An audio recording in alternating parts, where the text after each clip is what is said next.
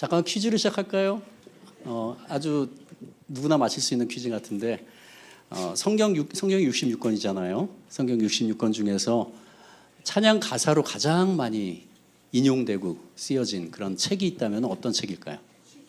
예, 시편이겠죠. 예, 시편이 정말 많은 찬양들이 쓰여졌습니다. 그 다음은 어떤 책일까요?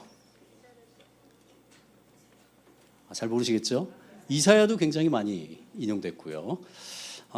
제가 개인적으로 볼 때 숫자로 말고 장수 대비 찬양이 가장 많이 쓰여진 성경은 하박국인 것 같습니다. 오늘 우리가 읽을 하박국이다. 아마 오늘 말씀 중에서 여러분이 왜 그 이유가 무엇인지 좀 아실 겁니다.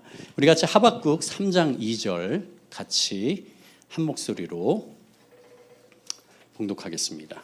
하박국 3장 2절 다 같이 읽겠습니다. 시작. 여호와여, 내가 주께 대한 소문을 듣고 놀랐나이다. 여호와여, 주는 주의 일을 이 수년 내에 부응하게 하옵소서. 이 수년 내에 나타내시옵소서. 진노 중에라도 긍휼을 잊지 마옵소서. 아멘. 우리가 살아가는 이 세상이, 이 나라가, 이 사회가 정의롭고 공평하다고 여러분 생각하십니까? 아니면 불의와 불공평이 만연하다고 생각하십니까? 물론 그래도 정의로운 것이 많지라고 생각하는 분도 계시겠고요. 아니야, 이 나라와 사회가 불의한 부분이 훨씬 많다고 느끼는 분도 있을 겁니다. 또 어떤 분은 삶이 바쁘고 분주해서 정의에 신경 쓰지 못하는 그러한 분도 계실 수 있을 겁니다. 작년 11월 수도권 거주 성인 1,500명을 대상으로 경기연구원에서 실행한 설문조사에 따르면요, 한국 사회가 전반적으로 공정하다고 생각하느냐라는 질문에 응답자의 72.6%가 공정하지 않다라고 응답했습니다. 응답자의 72.6%가 공정하지 않다라고 응답했습니다. 거의 4분의 3이죠. 4명 중에 3명이. 개인적으로 제가 청년이었을 때 얼마 되지 않았습니다. 예, 청년이었을 때보다 현재가 제 개인적으로 느낄 때는 훨씬 더 불공정한 시대로 가고 있는 것다고 느껴집니다. 제가 청년 때도 불공정한 부분이 있었습니다. 그러나 이렇게 전반적이지는 않았던 것 같거든요. 그러나 지금은 그 불공정이 거의 사회 전반적으로 퍼져 있는 것들을 느끼게 됩니다. 이렇게 정의와 공정, 점점 희박해져가는 사회가 되어가고 있다고 사회 구성원 대다수가 느끼고 있는 이 시대에 바로 이 하박국서가 우리에게 말하는 바가 굉장히 큽니다. 오늘 본문으로 읽은 말씀에 기록되는 하박국서의 저자 하박국은요, 의를 수호하다가 지친 영혼과 악을 보고 어떻게 할 수 없음을 안타까워하는 영혼을 대변할 만한 그러한 선지자라고 볼 수 있습니다. 그가 살아가던 남유다 말기에는 모든 것이 암울했고요, 민족이 회개하고 돌이키지 않으면 망하리라는 하나님의 예언의 말씀을 받고 분노와 실망, 좌절과 자괴감을 느끼고 하나님께 이 문제를 울분 가운데 질문했던 선지자가 바로 하박국입니다. 이 하박국서는요, 다른 예언서와는 많이 다릅니다. 일반적인 예언서들은 하나님이 선지자에게 명하죠. 너희 백성들에게 가서 내 말을 전하라 라고 하죠. 그러나 하박국서는요, 선지자와 하나님과의 대화하는 형식으로 되어 있는 독특한 선지서입니다. 일반 선지서에서는 하나님의 심판을 백성들에 선포하지만은, 그러나 하박국은 하나님의 심판을 간구하는 그러한 내용으로 되어 있습니다. 총 3개장으로 되어 있고요. 구조는 이렇습니다. 굉장히 단순합니다. 하박국이 하나님께 먼저 질문합니다. 첫 번째 질문. 그 다음에 하나님이 그 질문에 대해서 대답을 해주시죠. 그리고 나서 그 대답을 듣고 하박국이 또 다시 질문을 합니다. 두 번째 질문이죠. 그 다음에 하나님이 두 번째 대답을 해주십니다. 이 두 번째 대답을 듣고 나서 하박국이 반응하면서 이 3장은 끝맺습니다. 하박국은 남유다가 바벨론에게 멸망하기 약 25년 전인 BC 610년 전후로 가장 많은 활동을 한 선지자입니다. 솔로몬의 아들 르호보암 때 이스라엘이 남유다와 이스라엘로 분열이 됐죠. 그 솔로몬의 죄 때문에. 그리고 나서 쭉 두 나라로 지내다가 BC 722년에 북이스라엘은 아수르라는 무시무시한 나라에게 멸망당하여서 없어지고 남유다도 북이스라엘처럼 하나님을 떠나 악한 길로 행하면서 멸망의 길로 다가서고 있을 때였습니다. 그때 요시야라는 하나님을 경외하는 왕의 지도하에 일련의 종교개혁이 일어납니다.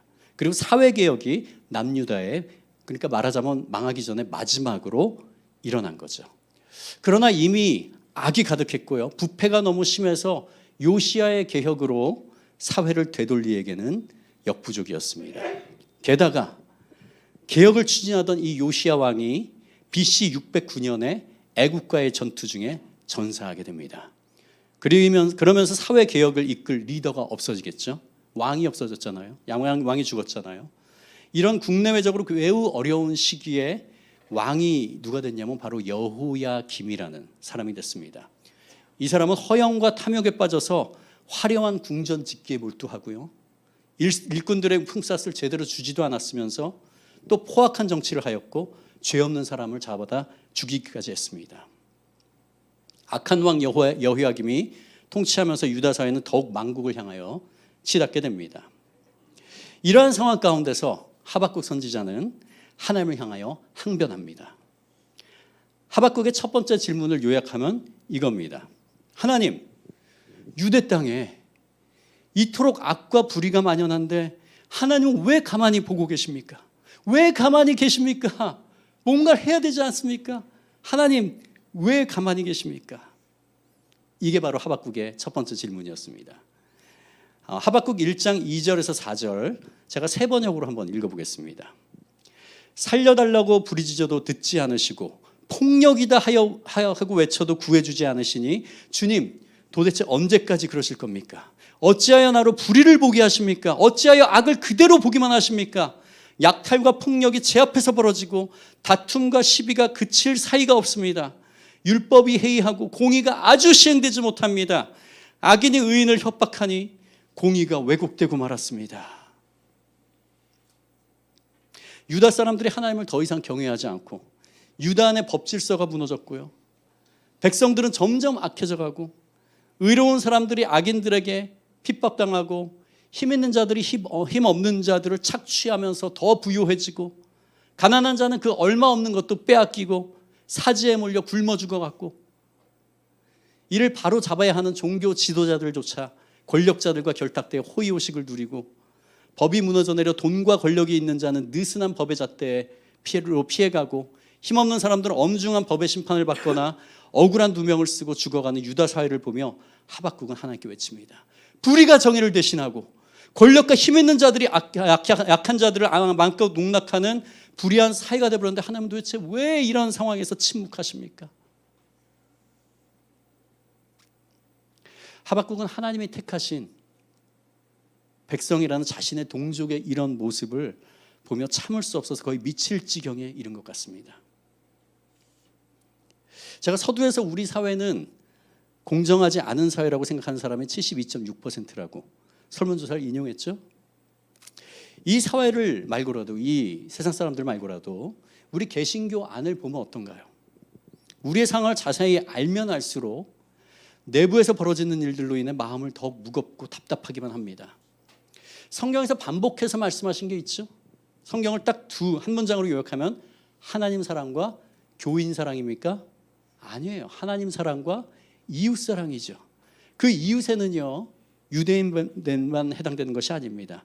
예수님 당시에 유대인 사회에서 철저하게 멸시당하고 소외당하고 천대당했던 창기, 세리, 병자, 혼혈인, 그들과 함께 교제를 나누시는 것을 통해 보여주신 것처럼 모든 사람이 해당됩니다.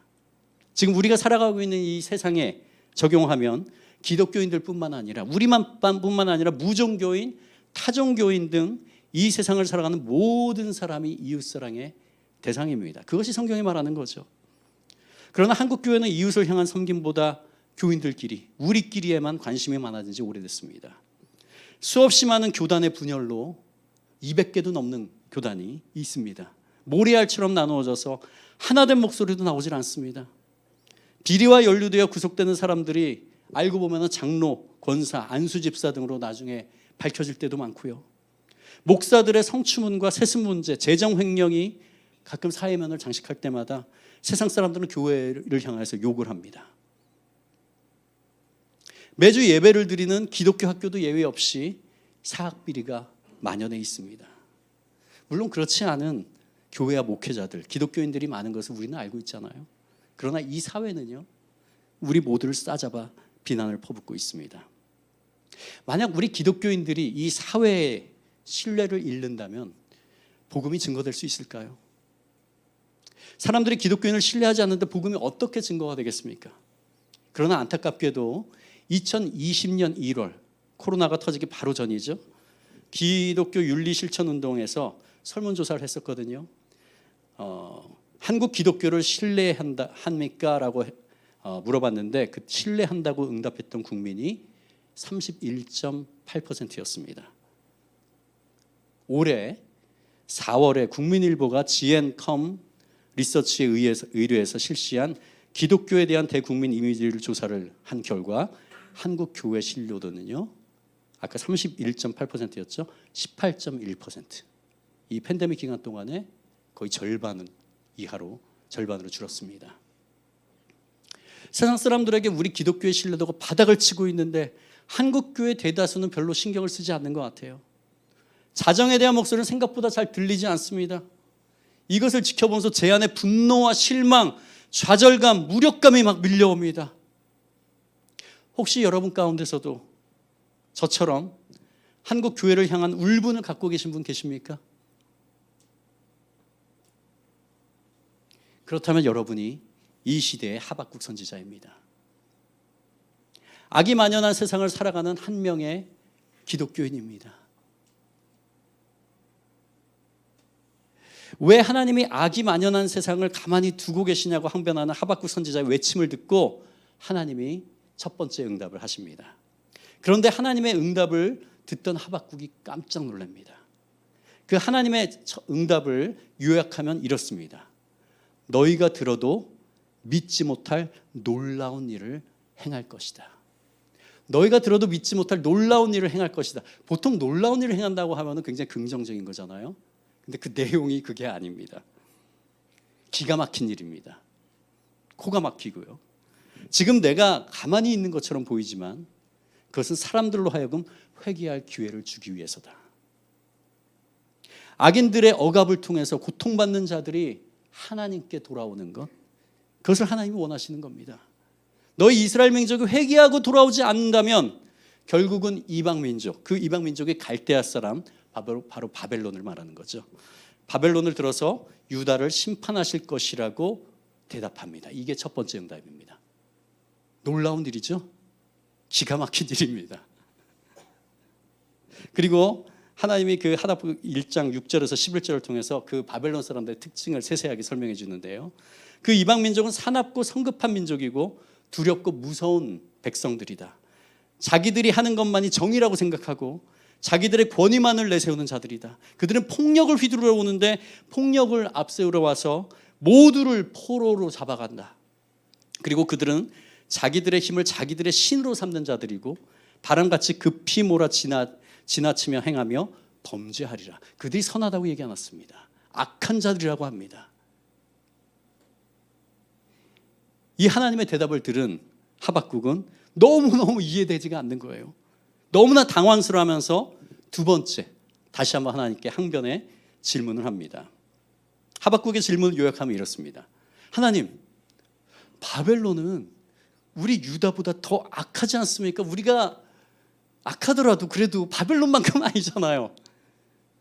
근데 어떻게 그들이 우리의 심판자가 될 수 있습니까? 주님, 이건 말이 안 됩니다. 주님, 이러실 수는 없습니다. 라고 항변하는 겁니다. 왜 하필이면 더 악한 자를 사용하시나요? 더 악한 자들은 하나님이 먼저 망하게 해야 되는 거 아닙니까? 만약 저희를 징계하시려면 좀 더 정당한 선한 민족을 사용하셔야죠. 바벨론처럼 포악하고 잔인하게 우상을 숭배하는 민족이라는 이것은 아니지 않습니까? 이 하박국의 이 질문을 지금의 예로 대입하면 이렇습니다. 현재 한국 교회의 예를 들자면 하나님, 우리 교회가 많이 타락했습니다. 목회자들도 많이 타락했고요. 하나님이 주인이 아닌 세상의 돈과 권력의 노예가 된 성도들도 무지 많습니다. 이런 그들을 하나님께서 징계하면 되지 않습니까? 근데 왜 하나님은 우리 모든 기독교인들이 이 사례부터 수모를 당하게 하십니까? 이건 아니지 않습니까, 하나님? 하고 항변하는 겁니다. 멸망 직전의 유다 상황을 현재 우리나라를 비교해 볼까요? 사회에 불의가 가득하고 정치가가 국민을 두려워하기보다 자신의 권력으로 부와 명예를 쌓아가고 법관이 돈과 권력이 있는 자의 편이 되고 가난하고 힘없는 자들은 다른 방도가 없어서 불이익의 고통을 감내해내고 물신주의가 팽배한 이 사회 가운데 그 악한 자들을 하나님께서 징계하시면 되는데 하나님은 주변에 악한 강대국을 통해서 우리나라를 침략하시겠다는 겁니다. 그리고 우리 민족 전체를 징계하신다는 것이 바로 이 상황입니다. 기가 막히죠? 이 질문을 받고 하박국 2장에 하나님이 다시 답변을 하십니다. 너희들을 쳐서 멸망시킨다고 바벨론은 심판자로 생각하지 말아라. 그들은 심판자가 결코 아니야. 하나님이 사랑하는 자들을 징계하기 위해서 사용하는 도구일 뿐이다. 그리고 결국 그 바벨론도 하나님께서 심판하실 거야. 이 말씀은 나중에 이루어지죠. 유다를 무너뜨린 바벨론은 느부갓네살의 성주인 벨르사살이 왕위에 올랐을 때, 이것이 다니엘 5장에 나옵니다. 우리 얼마 전에 큐티로 했었죠. 메데파사 연합군에 의해서 멸망하게 됩니다. 그리고 또한 말씀하십니다. 너희가 생각할 때는 그날이 더디 오는 것 같이 느껴져. 그러나 그때를 기다려라.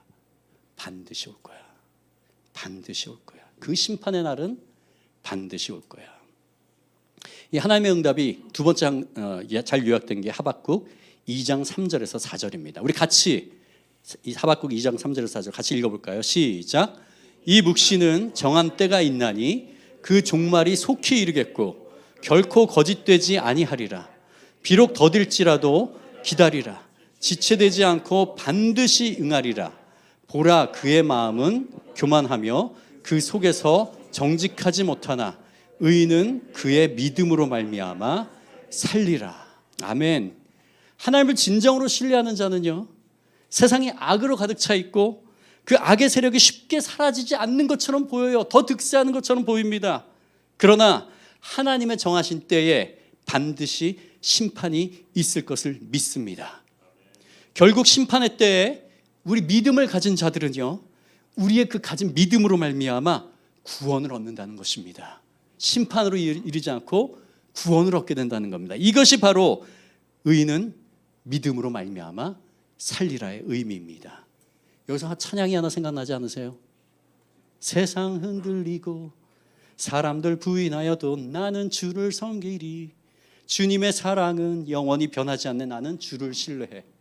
오직 믿음으로 내가 살리라. 오직 의인은 믿음으로 말미암아 살리라. 특히 고영원 선교사님의 곡이 엄청나게 많아요.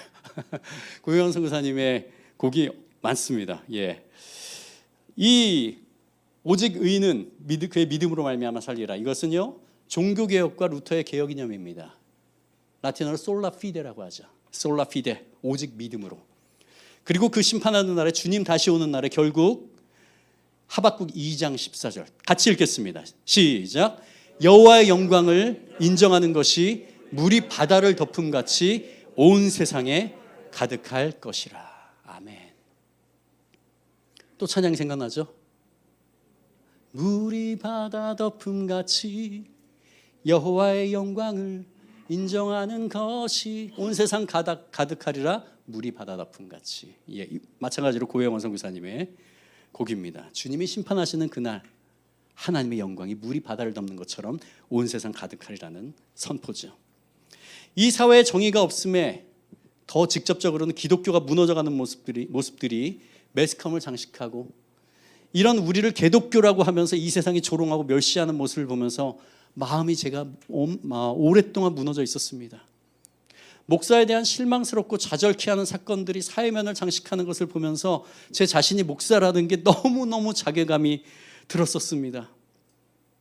이런 상황 가운데 아무것도 하지 못하고 있는 저의 한없이 자금에 절망하던 어느 날 새벽에 이 하박국서를 처음부터 천천히 읽기 시작했습니다. 1장에 나오는 하나님을 향한 하박국 선지자의 두 번의 질문이 저의 마음을 그대로 대변했어요. 그러나 구체적으로 하박국에 대답하시는 하나님의 말씀을 들으면서 어둠과 슬픔으로 가득 찼던 제 마음에 조금씩 위로와 소망의 빛이 스며드는 것을 경험하게 됐습니다. 하나님은 제 마음 가운데 하박국 선지자를 통해서 이렇게 말씀하고 계십니다. 하나님을 오래전에 떠나 세상의 쾌락과 돈과 명예를 쫓는 종교인들이 회개하고 돌아오도록 하나님이 지금 오래오래 참고 계신다고. 그러나 그렇게 하나님이 오래 참는 기한이 있고 그 후에는 심판이 있다고. 돌아올 시간을 주었지만 회개하지 않는 자들, 특히 종교인들을 심판하실 때 그들의 수치가 온 세상에 드러나게 될 것이라고 말씀하십니다.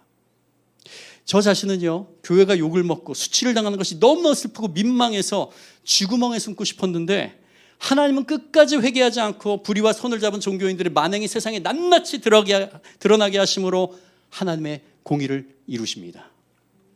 그 과정에서 교만했던 그들이 수모와 수치를 당함으로 그때라도 하나님께 돌아올 기회를 주시기 위해서죠. 이것이 오래 기다리시는 하나님의 사랑이 담긴 징계이고 심판입니다. 무너질 것은 무너져야 됩니다. 하나님이 무너뜨리십니다. 믿습니까? 우리가 하는 게 아닙니다. 우리가 볼 때는 그냥 되는 것 같죠? 하나님이 하시는 일입니다. 하나님은 지금도 이 세상을 운행하고 계십니다. 우리 개개인도 마찬가지예요. 스스로 겸손하게 하나님께 무릎 꿇고 돌이키지 못한다면 결국 하나님이 개입하셔서 우리를 무너뜨리십니다. 근데 그게 은혜입니다. 이 과정이 하나님이 이 세상을, 우리 한국교회를, 우리 가정을, 우리 개개인을 정결케 하는 과정입니다. 불의한 자들이 무너지고 난 후에 결코 불의한 종교 지도자들, 종교인을 따르지 않고 하박국처럼 의로운 분노와 아픔을 간직하면서 하나님께 그 아픈 마음을 갖고 무릎으로 눈물로 기도해오던 바알에게 무릎 꿇지 않은 7,000명으로 상징되는 새벽 이슬과 같은 그리스도인들로 하나님께서 대한민국 교회들을, 더 나아가 이 지구상의 교회들을 새롭게 하리라는 믿음이 결국 제 마음 가운데 임했습니다. 저는 우리 함께 꿈꾸는 교회가 결코 바알에게 무릎 꿇지 않은 7,000명에 항상 속해 있기를 날마다 기도하고 기도합니다. 하나님은 숫자에 연연하시는 분이 아닙니다. 단 한 명이라도, 이 순간에 단 한 명이라도 하박국과 같은 마음으로 불의한 이 사회와 무너진 교회를 하나님께 중보하는 자가 있다면 하나님은 그 한 명의 기도를 통해서 이 땅에 하나님의 나라를 세워가실 것입니다. 결국 저의 상하고 무너졌던 마음은요, 오늘 본문으로 읽은 하박국 3장 2절에 이르러서 하나님을 신뢰하고 경외하는 마음으로 바뀌게 됐습니다. 우리 다 같이 다시 한번 하박국 3장 2절 읽어보겠습니다. 시작. 여호와여, 내가 주께 대한 소문을 듣고 놀랐나이다. 여호와여, 주는 주의 일을 이 수년 내에 부응하게 하옵소서. 이 수년 내에 나타내시옵소서. 진노 중에라도 긍휼을 잊지 마옵소서. 이 구절을요, 현대를 살아가는 하박국, 바로 우리의 고백으로 바꾼다면요, 주님께서 이 땅 가운데 부패하고 조롱받는 한국 교회를 심판하실 것이라는 말씀에 제가 놀랐습니다.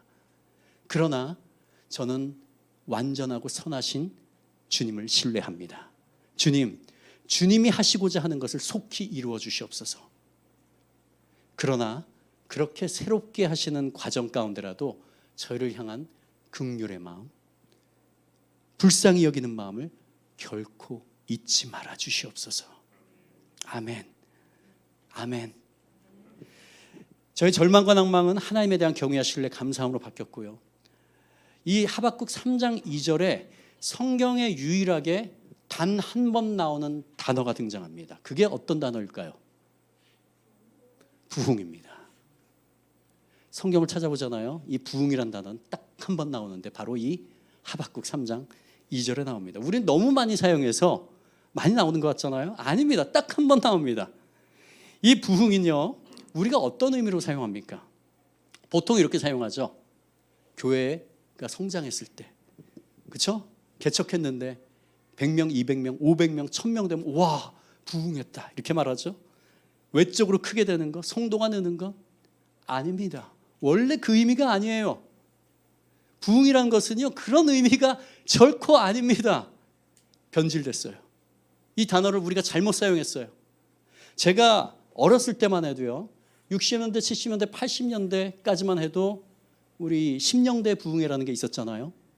제가 어렸을 때 기억납니다. 저도 심령대 부흥회 때 그 중학교 1학년 때 뭣도 모르고 참석했다가 은혜를 너무 받아가지고 그때 목사가 되겠다고 서원했거든요. 제가 정말 내가 왜 미쳤지 하면서, 왜냐하면 아버지가 목사님이신데 그거 보면서 전 목사가 안 되기로 결심을 굳게 했는데 은혜를 받아서 그렇게 됐습니다. 그리고 여기까지 와 있네요. 예. 근데 여러분 기억하세요? 한 50세 이상이신 분들은 아마 그때 부흥회를 참석하셨으면 주제가 뭐였어요? 회개입니다. 회개. 부흥회 하잖아요. 심령대 부흥회. 회개예요. 회개. 우리의 죄를 낱낱이 주님께 고하고 우리의 무너진 삶 가운데 하나님을 초대하고 예수 그리스도를 초대하고 하나님께 돌아가는 것, 그게 주제예요. 회개하는 것밖에 없었어요. 그리고 맨 마지막, 집회 맨 마지막에 감사해서 어떻게 해요? 감사 헌금을 하나님께 드리고 기쁜 마음으로 끝났죠. 어느 순간에 변질됐어요. 부흥회가 축복성회로 바뀌기 시작합니다. 예수 믿으면 돈 많이 벌고 번영주의, 기복주의가 들어오기 시작합니다. 그러면서 이 부흥이라는 단어도 변질되기 시작했어요. 그 부흥사들이 사용하기 시작했습니다.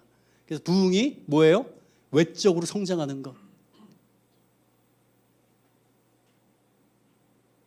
원어로 부흥, 여기에 이 구절에서 부흥하게 있죠. 히브리어로 하예후라는 단어입니다. 하예후는 살게 하다라는 의미의 하야에서 나온 말입니다. 여기 잠깐 띄워주십시오. 부흥하게. 예, 하예후, 살게 하다라는 의미의 하야에서 나온 겁니다. 그러니까 부흥하는이라는 단어는 무슨 뜻이에요? 살게 한다는 얘기예요. 우리를 소생시킨다는 얘기입니다. 영어로 하면은요, renew예요. renew. 새롭게 한다. 우리의 마음이 주님께로 회복된다라는 의미가 부흥의 원래 의미예요. 우리가 잘못 사용해도 너무너무 잘못 사용했죠. 부흥은 결과가 아니라 과정입니다. 회개함으로 하나님께 돌아갈 때 새롭게 하시고 회복시켜 주시는 하나님의 은혜가 우리에게 임하게 됩니다. 그렇게 될 때 하나님께서 외적 성장도 이루실 수도 있어요. 아닐 수도 있죠. 이것이 부흥입니다. 회개하는 것이 부흥입니다. 역대하 7장 14절 우리 같이 읽어보겠습니다. 시작. 내 이름으로 일컫는 내 백성이 그들의 악한 길에서 떠나 스스로 낮추고 기도하여 내 얼굴을 찾으면 내가 하늘에서 듣고 그들의 죄를 사하고 그들의 땅을 고칠지라. 이게 부흥입니다. 이게 부흥이에요. 여러분, 앞으로 부흥이란 말을 외적인 성장으로 사용하지 마세요. 부흥은 철저하게 하나님 앞에 깨지고 회개하고 돌아가는 겁니다. 그때 하나님께서 우리에게 결과를 주시겠죠. 이 부흥은 누구로부터 시작돼야 됩니까? 목사들입니까? 종교 지도자들입니까? 아니요. 우리 가슴에 손 얹고 바로 저부터. 저 말고요. 저부터, 나부터. 다 같이 시작. 나로부터. 예, 맞습니다. 나로부터, 여러분으로부터 시작돼야 됩니다. 우리 함께 꿈꾸는 교회로부터 시작돼야 됩니다. 우리의 회개로부터 시작돼야 됩니다. 내가 회개하여 주의 얼굴을 구할 때 이 땅 가운데 부흥은 시작됩니다. 우리가 하나님을 신뢰하지 않고 하나님은 우리 인생의 주인으로 말로만 외치고 그대로 살아가지 않은 것을 회개할 때 부흥은 시작됩니다. 비록 우리가 매스컴에 나와서 수치를 겪는 기독교 타락의 주체는 아니어도 그리스도께서 교회의 머리시고 이 세상에 거하는 모든 그리스도인들이 그리스도의 지체가 되는 한 몸임을 알기에 이것이 성경이 말하는 공교회이죠. 내가 이 나라 민족의 죄를, 우리 개신교 안에 만연한 부정부패를 끌어안고 하나님께 나아갈 때 내 안에 꺼지지 않는 성령님의 빛이 거하시게 되고 이 빛들을 통해서 하나님이 이 세상을 정결케 하시는 하나님의 새롭게 하심, 하나님의 부흥, 하나님의 새롭게 하심은 시작됩니다. 찬양이 또 하나 뭡니까? 주의 꿈을 안고 일어서리라. 선한 능력으로 일어나리라. 이 땅의 부흥과 회복은 바로 나로부터 시작되리. 여기서 말하는 부흥이 외적 성장이 아니에요. 회개는, 새롭게 됨은 누구부터? 내가 먼저 하나님 앞에 무릎 꿇고 회개할 때 시작된다는 겁니다. 이 하나님의 놀라운 말씀을 들은 하박국은요, 진노 중에 감사 찬양을 하박국 3장에 하나님께 올려드리면서 하박국서는 끝이 납니다. 우리가 너무너무 잘 아는 하박국 3장 17절 18절 다 같이 읽겠습니다. 시작. 비록 무화과 나무가 무성하지 못하며 포도나무에 열매가 없으며 감람나무에 소출이 없으며 밭에 식물이 먹을 것이 없으며 우리의 양이 없으며 외양간에 소가 없을지라도 나는 여호와로 말미암아 즐거워하며 나의 구원의 하나님으로 말미암아 기뻐하리로다. 여기도 찬양곡이죠. 무화과 나뭇잎이 굉장히 즐겁게 찬양했던 것 같아요. 근데 이 가사는요, 물론 즐겁게 찬양할 수도 있습니다. 원래 컨텍스트는 뭐예요? 하나님이 너희 유다는 바벨론으로부터 멸망할 거야 라는 소식을 듣고 고백하는 겁니다. 그렇죠? 그래서 이 곡은 천천히 불러야 돼요.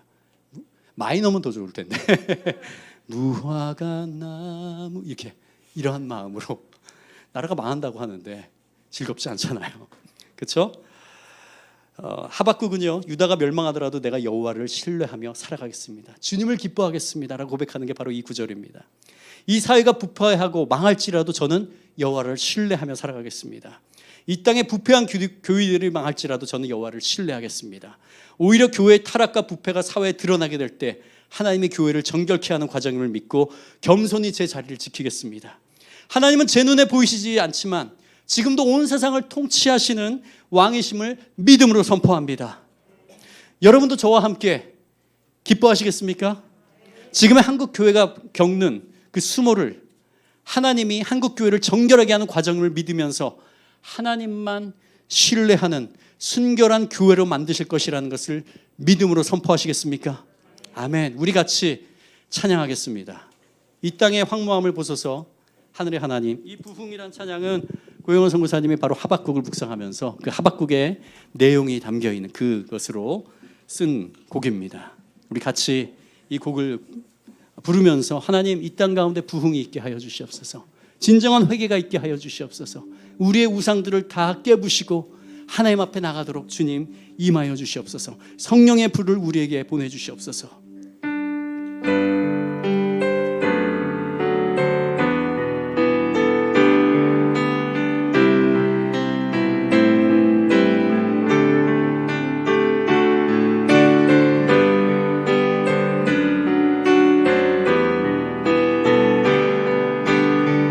우리 힘있게 부르겠습니다. 이 땅의 황망함을 보소서. 이 땅의 황무함을 보소서. 하늘의 하나님 긍휼을 베푸시는 주여 우리의 죄악 용서하소서. 이 땅 고쳐 주소서.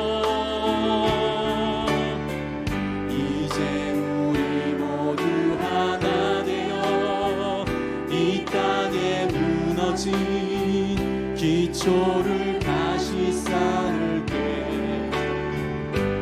우리의 우상들을 태우시 성령의 불 임하소서. 부흥의 불길 타오르게 하소서. 진리의 말씀 이 땅 새롭게 하소서. 은혜의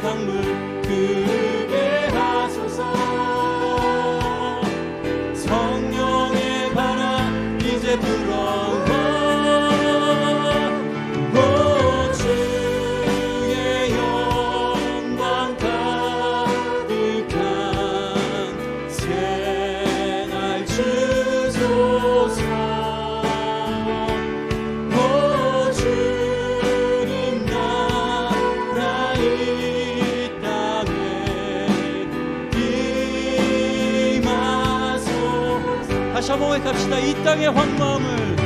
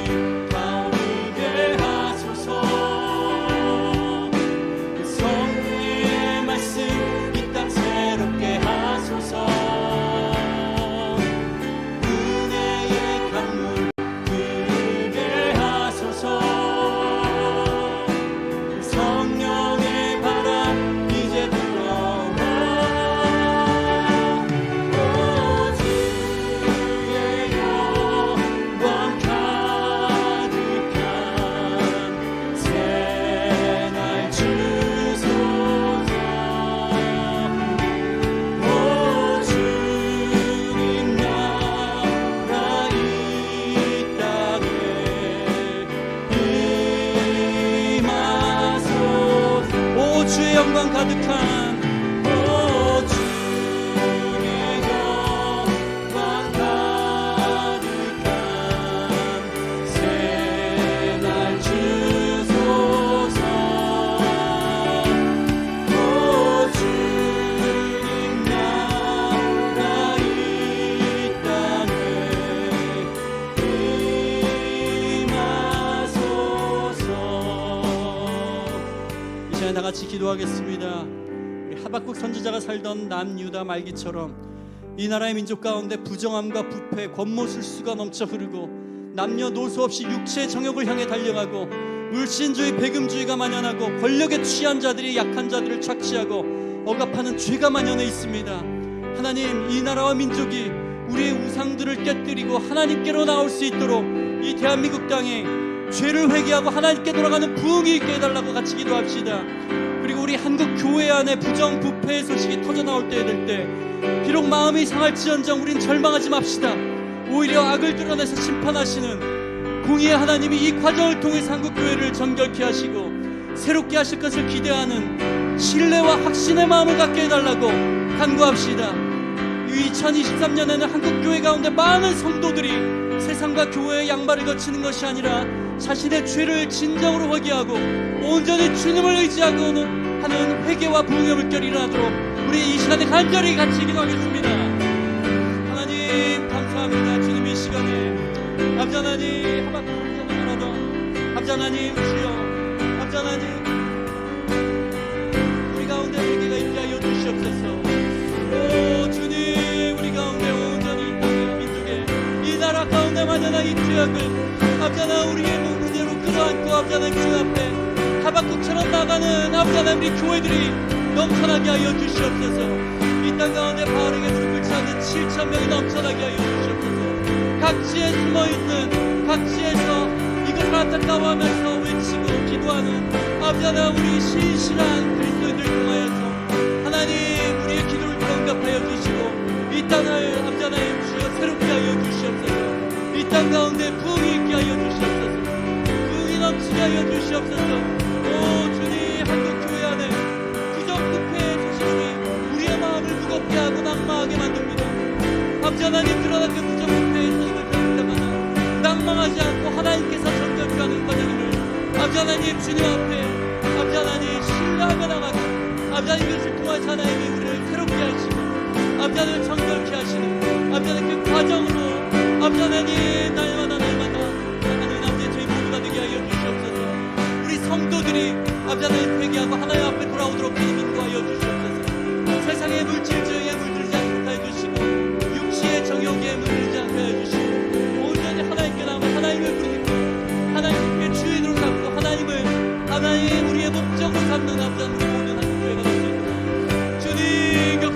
주시옵소서. 이 땅 가운데 부흥의 물결이 일어나도록 주님 성령의 불로 역사하여 주시옵소서. 주님 우리에게 부흥을 이끌어 주시옵소서. 주님 우리에게 그 부흥의 물결을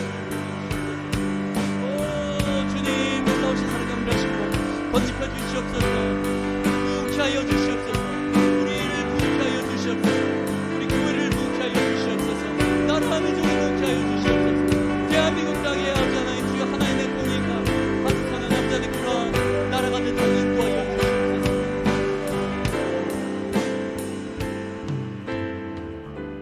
오직 의인은 믿음으로 말미암아 살리라 라고 주께서 하박국 선지자에게 말씀하신 것처럼 악이 만연하고 악인이 잠시 득세하는 것처럼 보일지라도 지금도 하나님은 이 땅을, 이 세상을 통치하고 계십니다. 하나님이 일하는 것을 볼 수 있는 영의 눈을 주십시오.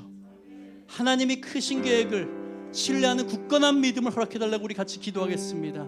또한 예수 그리스도는 반드시 다시 오셔서 공의와 사랑으로 심판할 것을 기대하고 기다리면서 2023년 한 해에는 우리 함께 꿈꾸는 교회가 이 세상에 하나님의 공의와 사랑을 선포하고 우리의 삶으로 행위로 가난한 자와 병든 자와 소외된 자, 지극히 작은 자들을 품고 섬김으로 하나님의 살아계심을 이 세상 가운데 선포하는 칭찬받는 교회가 될 것을 기대하며 우리 교회를 위해서 기도합시다.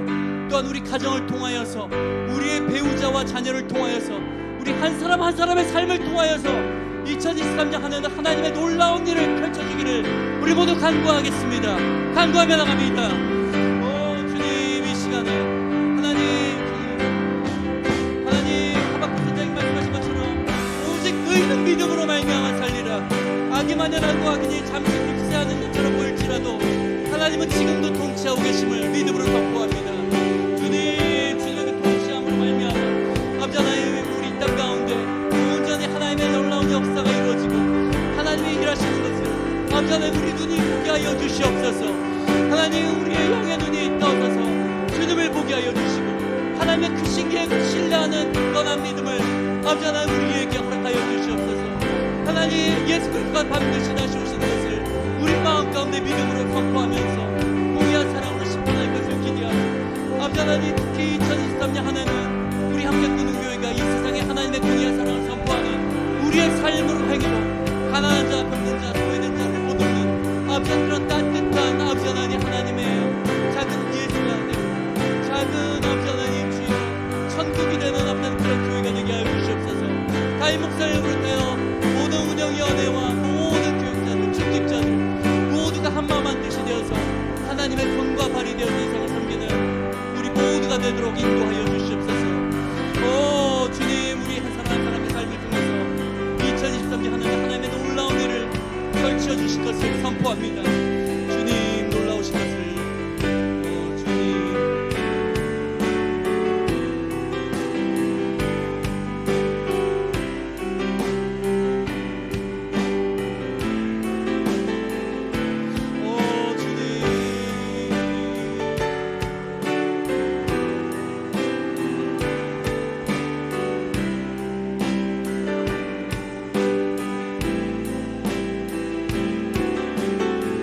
하나님을 기대하는 마음으로 같이 고백하십니다. 나의 가는 길 주님 인도하시네. 그는 보이지 않아도 날 위해 일하시네. 주 나의 인도자 항상 함께 하시네. 사랑과 힘 베푸시며 인도하신 다시 한번 나의 가는 길 주님 인도하시네. 그는 보이지 않아도 날 위해 일하시네. 주 나의 인도자 항상 함께 하시네. 사랑과 힘 베푸시며 인도하시네.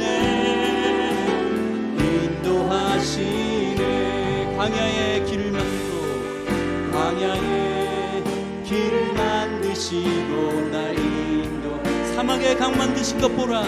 사막의 강 만드신 것 보라. 하늘과 땅 변해도 주의 말씀 영원히 내 삶 속에 새 일을 행하니. 나의 가는 길 주님 인도하시네. 그는 보이지 않아도 날 위해 일하시네. 주 나의 인도자 항상 함께 하시네. 사랑과 힘 베푸시며 인도하시네. 사랑과 힘 베푸시며 인도하시네.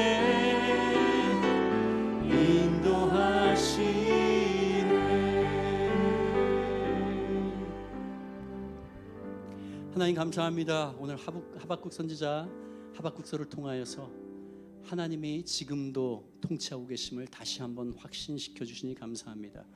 우리 눈에는 이 세상에 너무 악이 가득하고 하나님이 없는 것처럼 보일 때가 많습니다. 그러나 지금도 하나님은 일하고 계십니다. 지금도 하나님은 끝까지 참고 계십니다.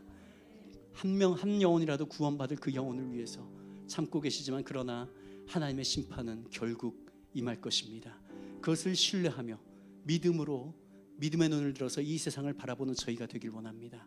주님, 그리하여서 주님, 날마다 우리 한 사람 한 사람이 하나님의 부흥을 일으키는 그러한 한 사람 한 사람의 성도들이 되게 하여 주시고, 이 세상의 물질과 세상의 권력과 세상의 방법에 우리가 물들지 않고 온전히 순결한 예수 그리스도의 신부로 살아가는 우리 모두가 되게 하여 주시옵소서.